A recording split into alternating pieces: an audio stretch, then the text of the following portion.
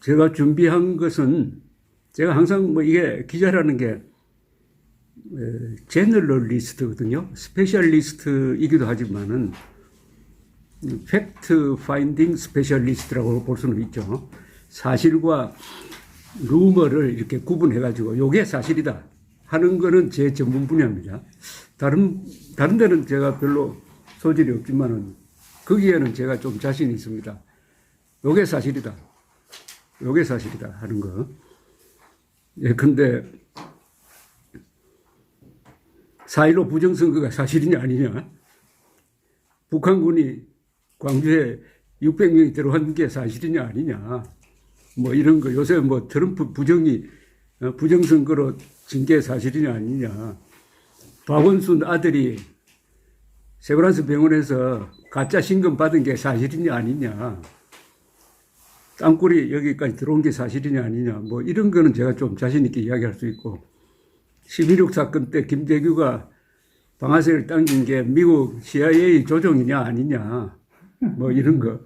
007이 1983년 9월 1일에 격추됐는데 왜 격추됐느냐. 이런 건 제가 확실하게 이야기할 수 있습니다. 그러나 다른 분야는 제가 그냥 표피적으로 넓게 이렇게 아는 정도입니다. 그래서 오늘 이야기할 거는 대한민국 지금 좌표가 어디고 어느 방향으로 가야 되고 하느냐에 대해서 역사적 관점으로 한번 이야기를 해보려고 그러는데요. 저는 이런 정치라든지 뭐 외교, 뭐 전쟁 이런 거 포함해서 이런 걸 진단할 때 이 사회과학적 관점보다는 역사적 관점을 중요하게 생각하는 사람입니다. 역사적 관점이라면은 그 나라의 역사와 전통과 민족성 그리고 국제관계 이런 걸 통해서 좀 크게 넓게 보려고 노력을 하는데 제가 이게 이런 방식으로 보면은 크게 틀리지 않겠구나 하고 느낀 게 몇 분 있습니다. 1993년에 김영삼 정부가 등장할 때 희망에 부풀어 있었습니다.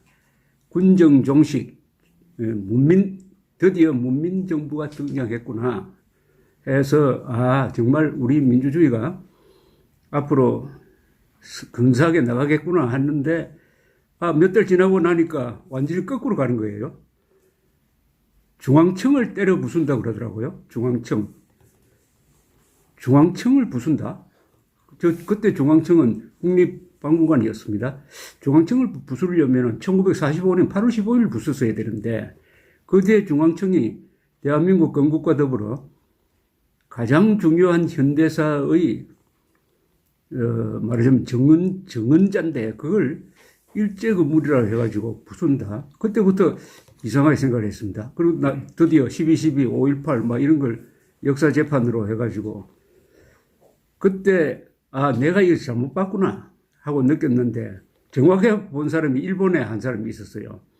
다나카 메이라는 여기 아사히신문 특파원 출신의 교수인데 그분이 김영삼 정부 출범 직전에 드디어 대한민국은 통상의 시대로 돌아갔다. 통상의 시대로 돌아갔다. 그걸 그 사후에 읽어봤습니다.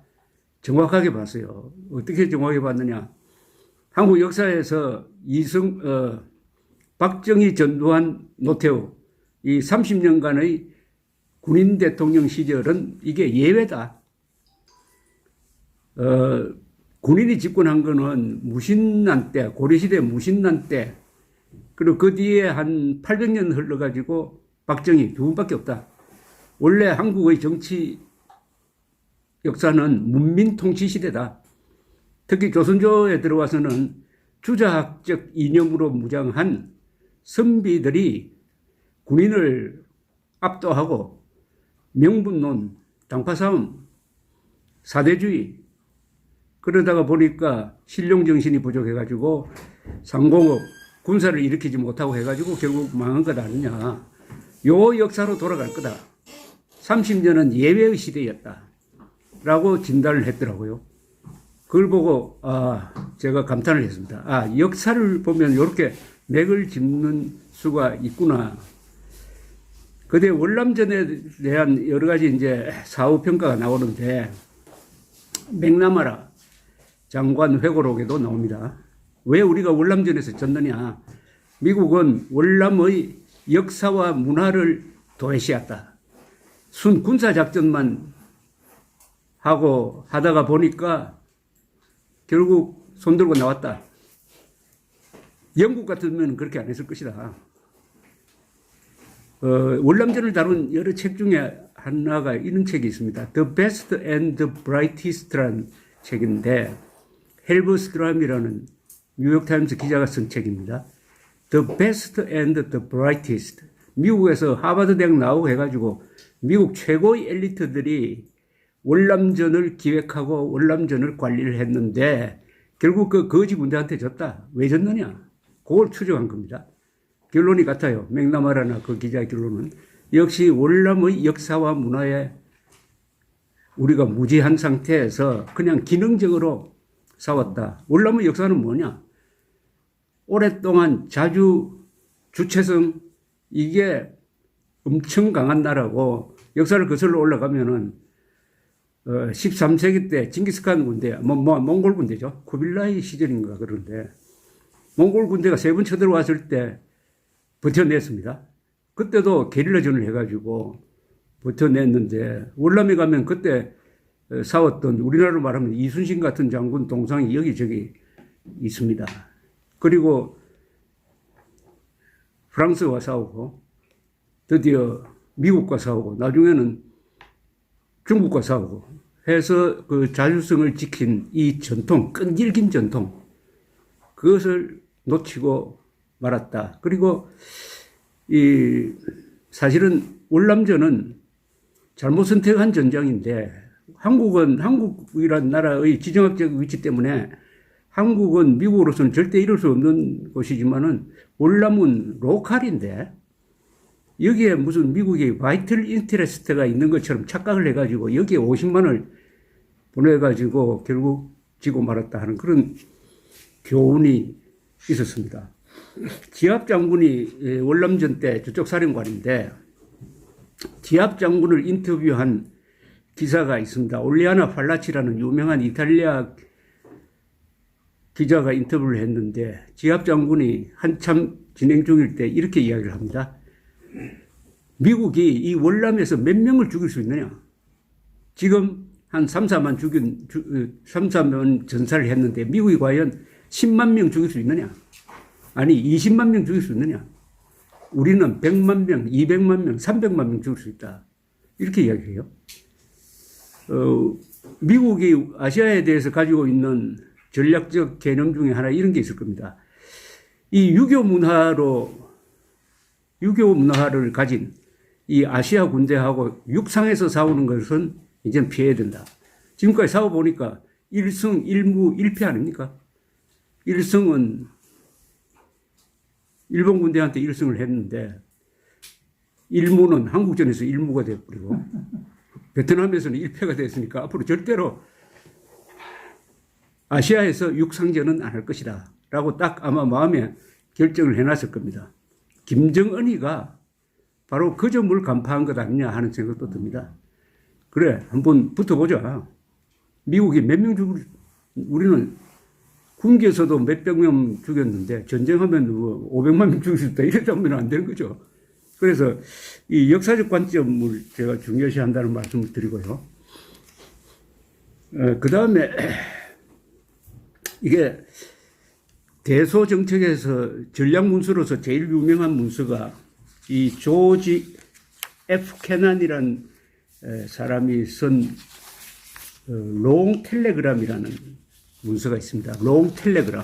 이 롱 텔레그램은 왜 이 롱 텔레그램이 됐느냐 하면은 1946년 2월 조지 F 케난입니다. 조지 F 케난이 소련 주재 미국 대사관의 대리대사였습니다. 그때 미국이 스탈린이 나오는 걸 보고 아주 당황했습니다. 스탈린이 연합군이고 같이 싸웠는데 1948년 한 8월 이후부터 완전히 태도가 바뀐다. 적대적으로 대한다. 어리둥절했습니다. 스탈린이 또 미국으로부터 그렇게 많은 원조를 받은 데 대해서 감사도 안 하고, 그럼 앞으로 이거 대소 정책을 어떻게 써야 되느냐 하고 미국 지도부가 고민을 하고 있을 때 조지 F 케난에게 부탁을 합니다. 이분이 역사학자입니다. 조지 F 케난은 러시아 역사학자인데 뭘 하나 좀 써달라고 부탁을 해요. 그래서 이 사람이 1946년 2월 길게 써가지고 보낸 텔레그램 전보죠. 그래서 이 별명이 롱 텔레그램입니다. 이걸 딱 받아본 미국의 국가 지도부가, 이거는 우리가 다 공유해야 되겠다 해가지고, 국방부, 국무부, 재무부 이런 데서 돌려봤어요. 돌려보면서 컨센서스가 이루어졌습니다. 이게 맞다. 그래서 이 롱 텔레그램이 대소 봉쇄 정책의 기본 문서다라고 알려져 있습니다. 롱 텔레그램.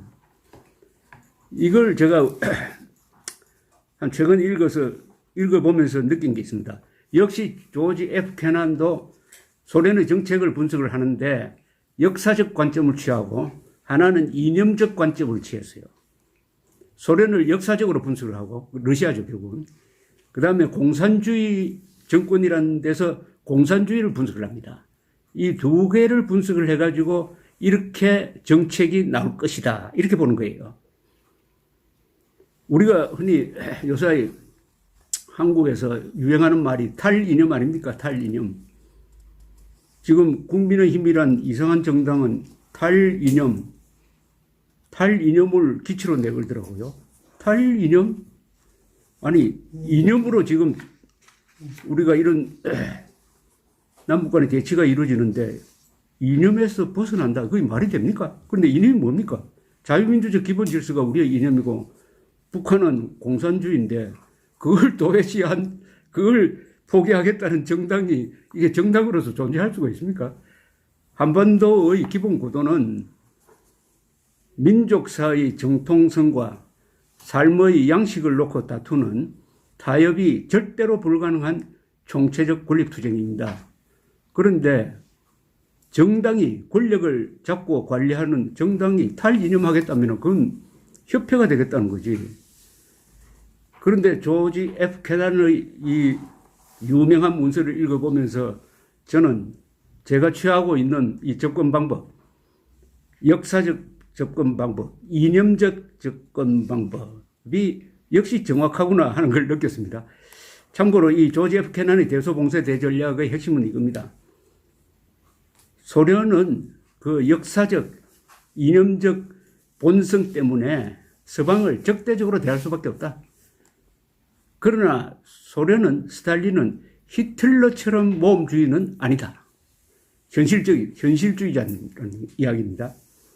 세계 공산화를 표방하지만은 이 자들은 마감 시간이 없다.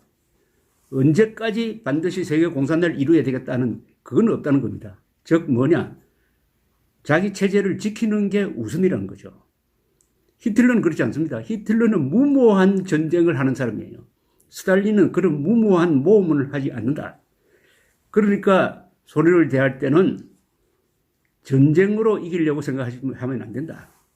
자유민주주의가 가지고 있는 장점, 경제, 자유, 인권 이런 걸로 대응을 해야 된다. 그리고 소련 정권과 주민을 분리해서 대응해야 한다. 이런 게 이 대전략의 기본으로 되어 있습니다. 그리고 아주 흥미있는 관찰이 하나 있었습니다. 소련 공산주의자들이 가장 미워하는 것은 자본주의가 아니다. 자본주의보다 사회민주주의 세력을 더 미워한다. 사회민주주의 세력을 더 미워한다. 이게 아주 묘한 포인트입니다. 조지 F 케난의 이 대소봉쇄 전략과 버금가는 한국의 대전략이 바로 이승만의 전략이죠. 1946년 2월에 조지 F 케난이 롱텔레그램을 보내고 그 한 달 뒤에 처칠이 트루만 대통령이 초청을 받아가지고 미국 미주리주 근방에 있었는데 훌턴 대학이라는 데 가서 유명한 연설을 합니다. 이제 유럽에 철의 장막이 드리워졌다.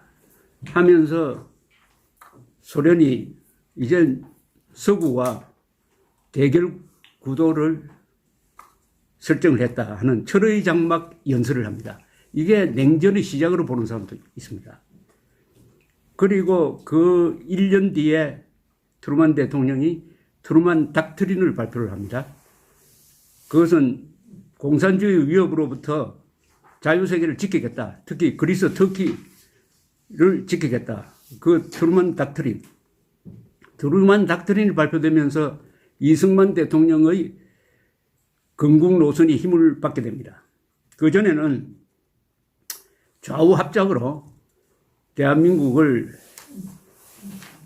만들어가지고 신탁통치 받겠다는 쪽으로 가다가 결국 몇 분 이렇게 미소 공동위원회 열어보니까 합의가 안 되니까 어디로 갈까 이렇게 망설이고 있는데 드디어 트루만이 크게 선을 딱 꺼가지고 국제공산주의와 대결 구도로 간다 하니까 자연스럽게 이승만 대통령의 단독 정부 수립이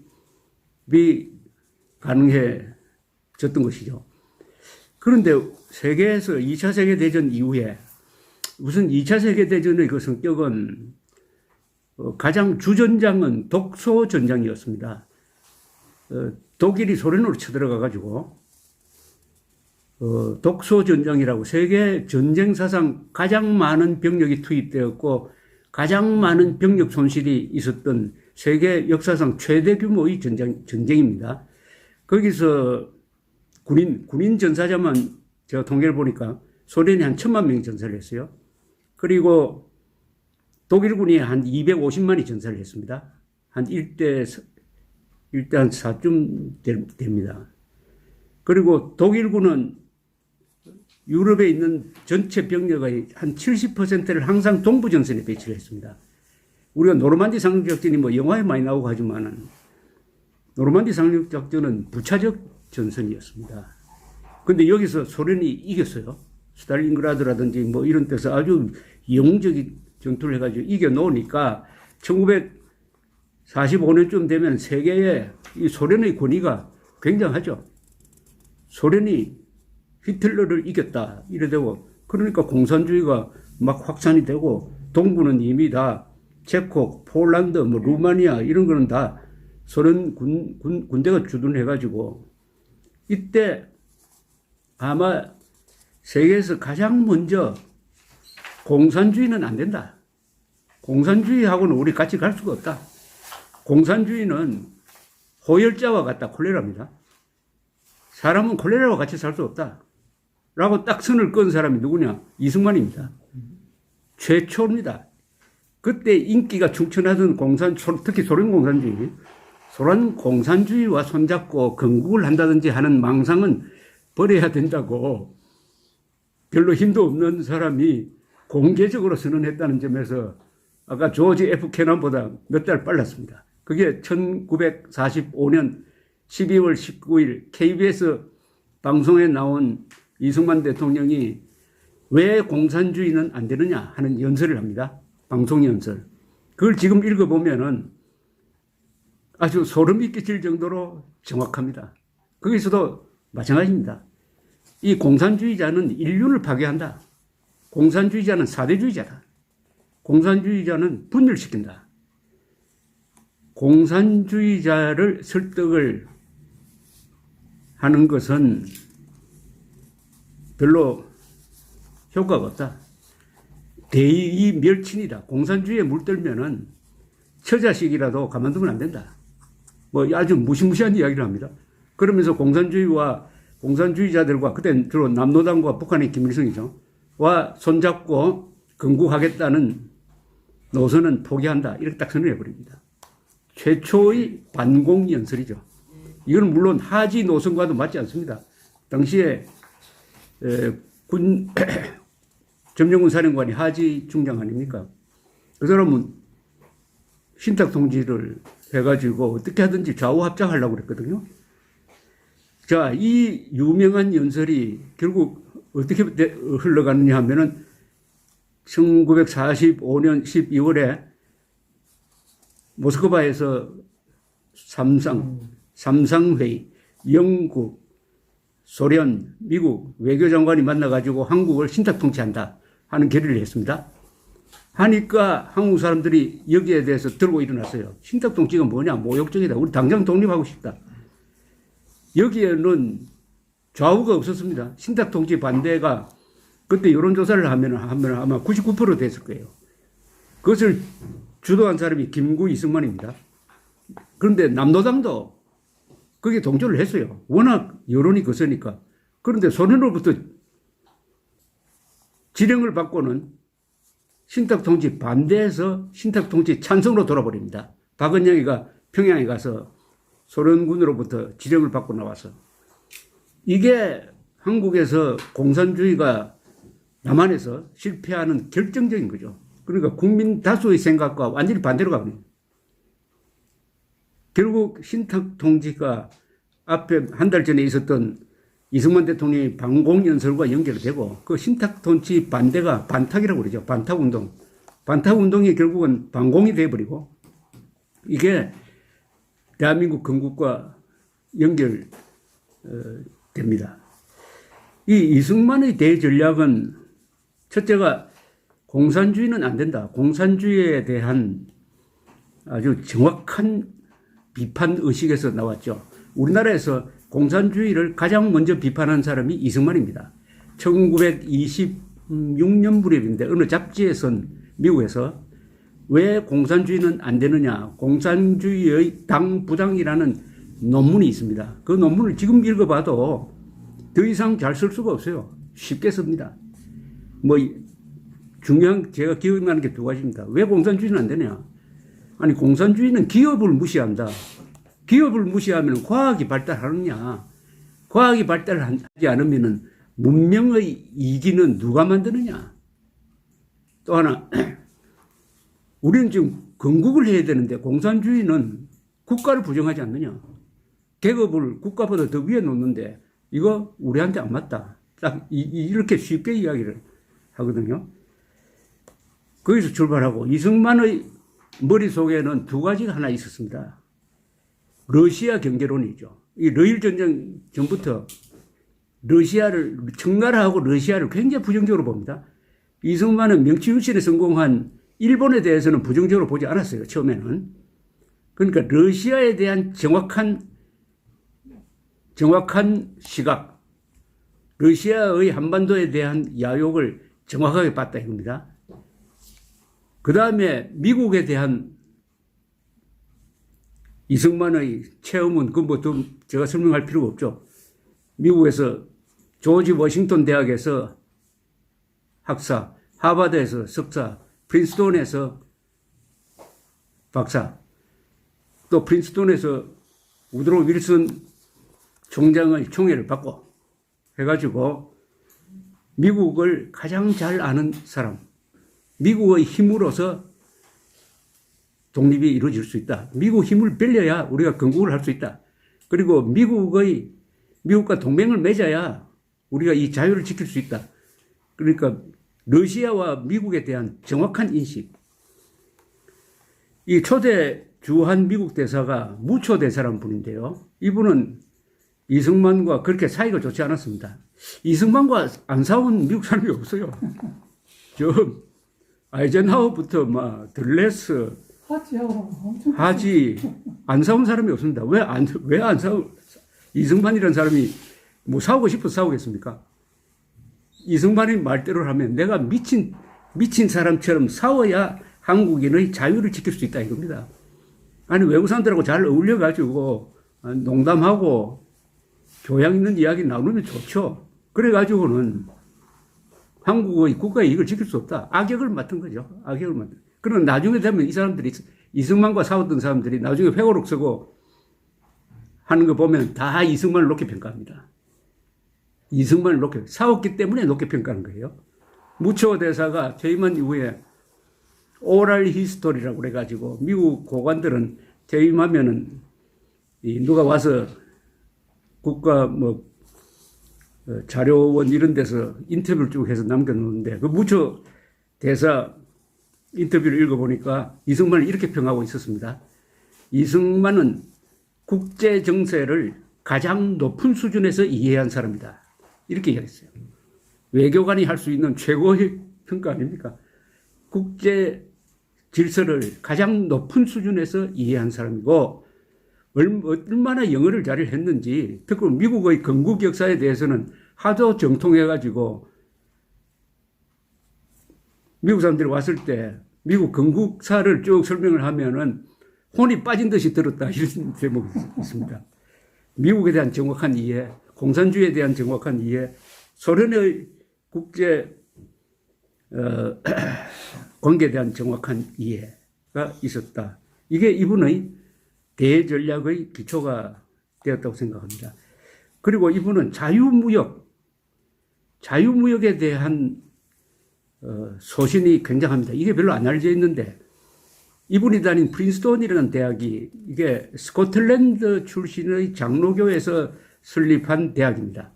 스코틀랜드와 잉글랜드는 조금 성격이 다른데, 스코틀랜드는 일단 무역 자유화를 아주 추구하는 그런 성격이 갖고 있습니다.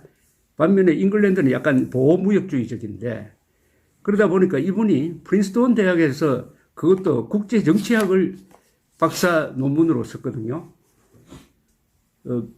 Neutrality Influenced by America. 미국에 의해서 영향을 받은 중립, 여기서는 전시 중립입니다. 전시. 그러니까 자유무역을 추구하는 사람들은 전쟁을 하더라도 무역은 이루어져야 한다는 그런 생각을 갖고 있어서요. 이 논문은 굉장히 잘 쓴 논문이라고 합니다. 이분이 쓴 박사 논문은. 그러니까 이승만의 위대성은 뭐냐 하면은, 이분이 박사 논문을 쓸 것 같으면 우리나라 흔히 학자들 하는 거 있지 않습니까? 어쨌든 자기가 쓰기 쉬운 거, 특히 한국과 좀 관계되는 거, 이런 만만한 주제를 선택을 하는데, 미국, 유럽 역사에서 가장 중요한 이 중립의 문제, 전시 통상의 문제, 이걸 주제로 삼았습니다. 나중에 윌슨 대통령이 베르사유 가가지고 전후 질서를 논의한 이런 과정에서 연설인가 뭘 할 때 이 이승만의 논문을 인용했다고 그래요. 그래서 이승만 대통령 그걸 굉장히 자랑스럽게 생각했다고 합니다. 이분이 가지고 있는 생각의 기본은 이 정도인데, 인간 이승만은 그보다 더 중요하죠. 인간 이승만이 결국 이런 대전략과 한덩어리가 되니까 대한민국이라는 기적이 이루어진 것 아니겠습니까? 대한민국이라는 기적은 제가 이런 통계를 가끔 인용을 합니다. 인구가 5천만 명 이상이고요. 그건 큰 나라죠. 1인당 국민소득이 3만 달러 이상이고 민주주의를 하는 나라.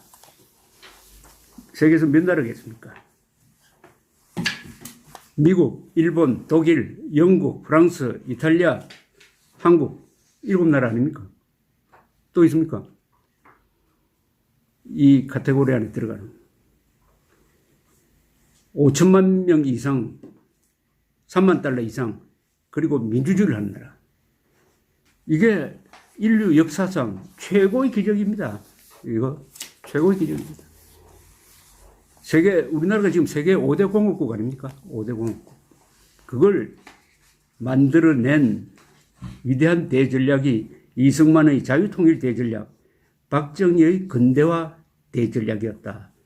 저는 그렇게 보는데요. 이승만 대통령은 대한민국을 2번 구한 사람이죠. 건국해서 한 번 구하고, 그 다음에 남침당했을 때 유엔군을 불러들이는데 일조를 하고, 물론 트루만이라는 결정적 역할이 있었습니다. 그리고 휴전할 때 한미동맹 조약을 만들고, 70대에 대통령 또는 수상이 되어가지고 역사를 바꾼 위인이 세계사에서 한 5명 있습니다.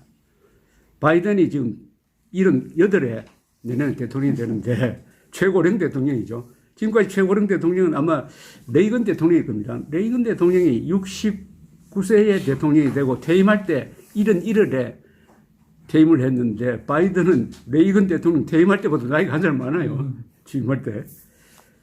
이 70대의 세계 역사를 바꾼 사람이 5명입니다. 한 사람은 이승만, 두 번째가 처칠입니다. 처칠이 수상에 취임할 때는 66세고 물러날 때 71살. 그 다음에 다시 이 사람이 다시 또 수상이 됩니다. 처칠. 그 다음에 아데나워입니다. 아데나워가 전후에 서독 수상이 되어가지고 기독교 민주당을 만들고 그리고 서독을 방공 전선에 확실히 세우고 그리고 스탈린이 서독에 우리 통일 좋다. 서독하고 동독 통일하는 거 우리 허용한다. 단 중립화하라. 중립하면은 중립국이 되면 우리 통일하도록 해주겠다고 딱 미끼를 던졌을 때 딱 거절합니다. 아니다. 우리는 통일보다는 유럽편에 서구 유럽편에 서는 길을 택하겠다. 자유진영에 속하겠다. 이렇게 해야 합니다. 그 다음 또 한 사람이죠. 프랑스의 드골. 드골도 두 번 나라를 구했죠. 2차 세계대전에 진 나라를 자유 프랑스군을 만들어가지고 나중에 전성국으로 바꾸고 그 다음에 1958년에 알제리 독립 문제로 내전 직전에 갔을 때 국민들이 다시 드골을 불러들이죠. 그러니까 드골이 조건을 붙이지 않습니까? 내가 대통령이 될 텐데 이 헌법 가지고는 안 된다. 헌법 개정하자. 그래서 대통령 중심제로 개정한 드골. 그 다음에 레이건입니다. 레이건. 그러니까 70대가 마지막 이 불꽃을 피우면 굉장한 그러니까 경륜도 있고 또 이석비분들이 다 건강한 사람들 아닙니까? 건강하고 기독교적 신념으로 무장한 사람들인데 바이든도 그 부류에 속했으면 하는 생각이 듭니다.